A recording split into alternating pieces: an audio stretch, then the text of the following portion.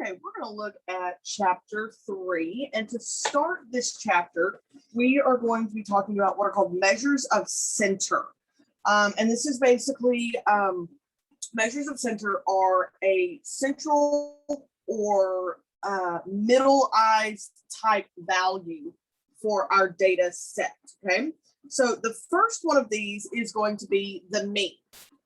Which is basically kind of a balanced structure where the higher values and the lower values are going to balance each other out, and we're going to find our space someplace in the middle. A lot of times students will think of this like a seesaw or a teeter-totter, where they're putting the higher values on one side and the lower values on the other, and they're trying to find, and the mean is that value in the middle, which is where the middle of the seesaw should be, so that we have that type of balance. Now, when we talk about statistics and we talk about measures of center, we do oftentimes have to discuss the fact that there is a difference between a population and a sample. Now, we discussed this back over in chapter 1, that population have parameters and statistic goes with a sample.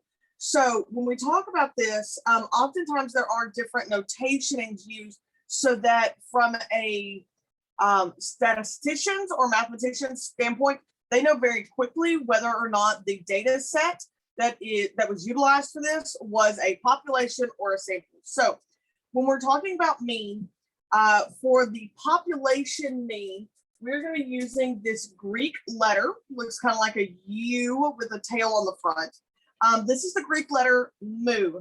M-U is the spelling of it. It's pronounced like what a cow says, mu.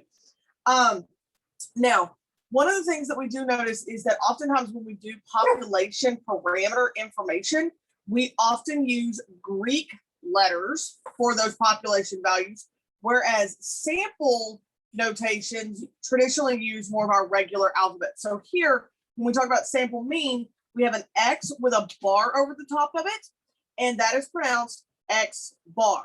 We're not creative in our naming, okay? It's an X with a bar over it, and this is what it's done. Now, for the most straightforward dealing with the mean of a data set, we are not changing the concept as to what you saw maybe back in 4th or 5th grade or even in high school, okay? When we talk about finding the mean of a data set, you are going to add up all the values and divide by the number of values that there are. So for a sample mean, we have X bar, and then this large kind of E-shaped figure is called sigma. It is the uppercase version of sigma, and it basically means to add a bunch of stuff up. So we have X bar is sigma or summation, which means add up all of the X's or all of the values, and then we're going to divide by n. Now note here they do use a lowercase n. That is another indication to us that they are doing a sample set. Population mean, very similar equation. In fact, it's the exact same setup. The only difference is they have traded for our mu, okay, kind of our Greek letter mu. And then we use a capital N instead of a lowercase n here as we're processing, okay? So that's the first one. Now, the next one is the median, okay? Now, the median is the number that splits the data set in half. You are going to have to make sure that your data set is in order from smallest to biggest when you do this, okay? One of the biggest problems that I see students do is they just go, oh, here's my data set, and it's scrambled and jumbled, and they just start working towards middle with this. With the median, think about the medians on the roads in Tyler on the loop. It's smack dab in the middle of the loop, okay? So what's going to happen is you are going to take data values, and you're basically going to work from the outsides in until you get to the middle of it. Now, one of two things will happen. Either there will be a single middle value if there is an odd number of data points. If so, that is the median. If there are two in the middle, then you're going to average them. You're going to add them up and divide by 2, okay, so that you are smack dab in between those two values. Now, I am going to talk about here in just a second how to put this on a calculator all at the same time. So I will come back to the one about the calculator, okay? Now, one of the other things that we talk about with when we start getting into the numeric computations that we're doing here are values or statistics that are called resistant, okay?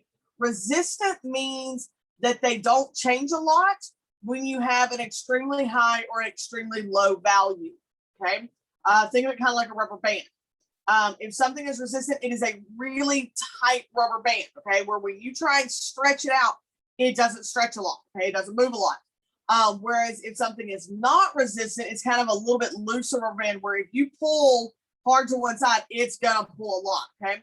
So things like mean are not resistant. Think about what happened when you had like a 0 in a grade book in high school. It dramatically dropped your grade when you had that. But the median, because it's just a single high or low, it will cross off quickly when you're going through to find that middle value. Okay?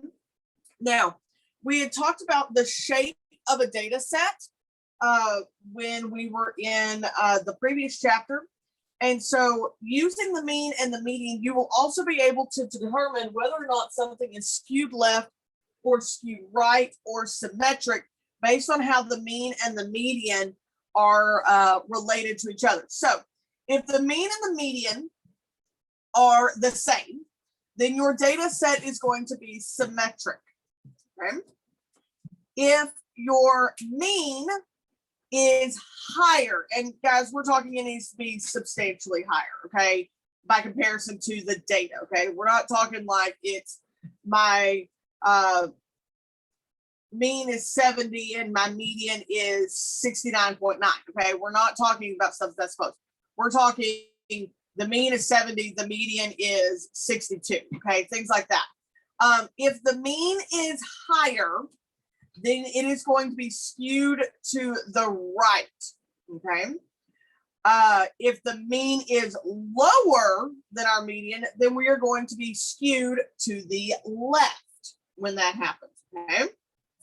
And then we're going to look at one more. We're going to talk about mode, okay? So for mode, this is another, it's oftentimes called a measure of center. Mode is the value that happens the most frequently. Number one, you don't have to have one. If everything's there the same number of times, you don't have one. You can also have more than one.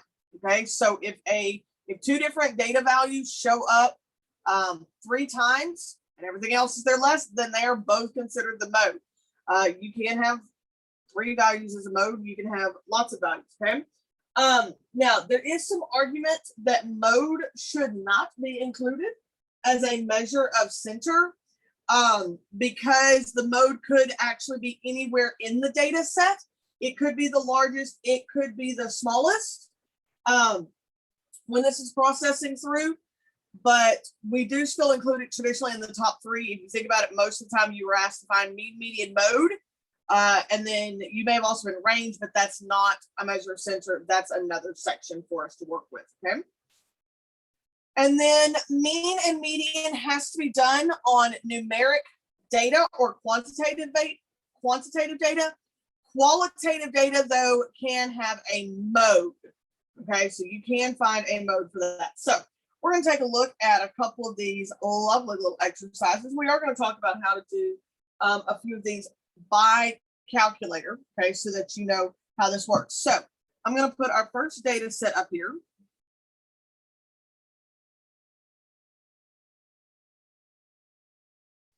Okay, so first off, I'm going to go ahead and put these in order because I know I'm going to have that later on.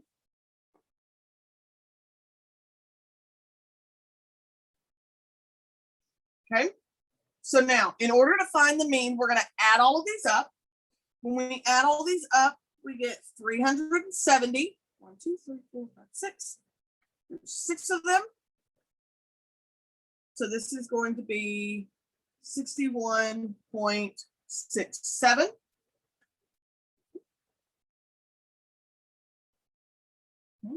61.67. There should always be a specification for how many decimal places that they would like you to go. Okay. Now, if I want to find the median, here's my biggest and my smallest. And then I'm going to go to here. So I've got 2. So what we're going to do is we're going to add those up. and divide by 2. And that's going to give me 73.5, okay, which is in between those two data points. And then, so this is my mean. This is my median. And then my mode is going to be 21 because 21 is here twice. Okay. So let's take a look at another one.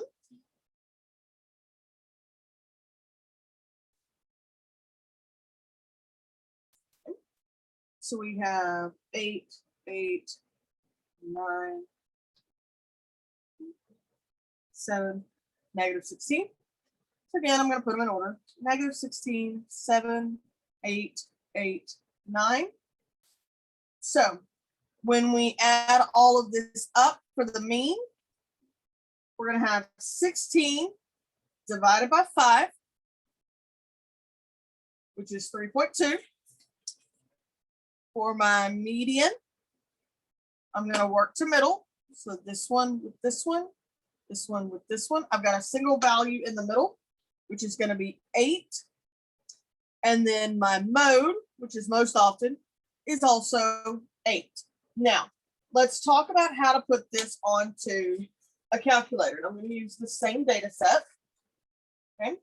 So what we're going to do here is our lovely calculator. So what you're going to do is you're going to hit the word stat. Okay. I'll bring that up here a little bit. We're going to hit this button stat. Okay. And we're going to press enter.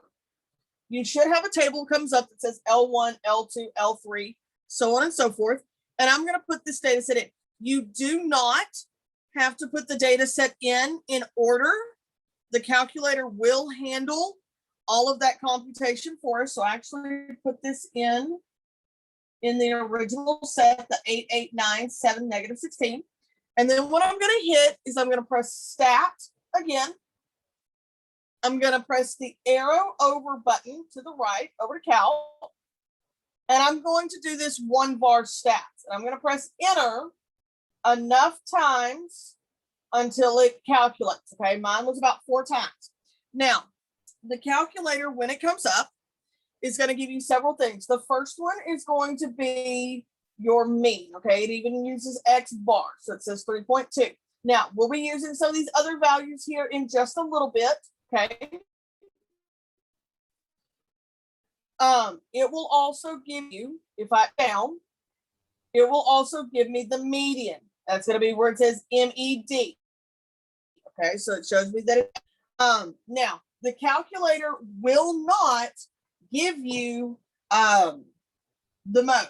You will still have to compute the mode when this is processing. Okay. Now, let's take a look at number 3. It says in a study of Facebook users conducted in a recent year, the mean number of Facebook friends per user was 296. The median is 290.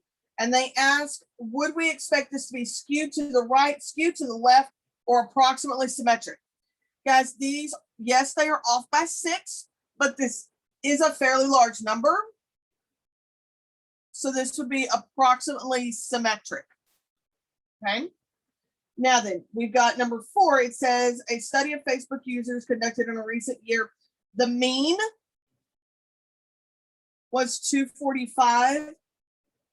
The median was 111. Okay. Now the mean is larger, substantially larger than the median, which means this is skewed to the right.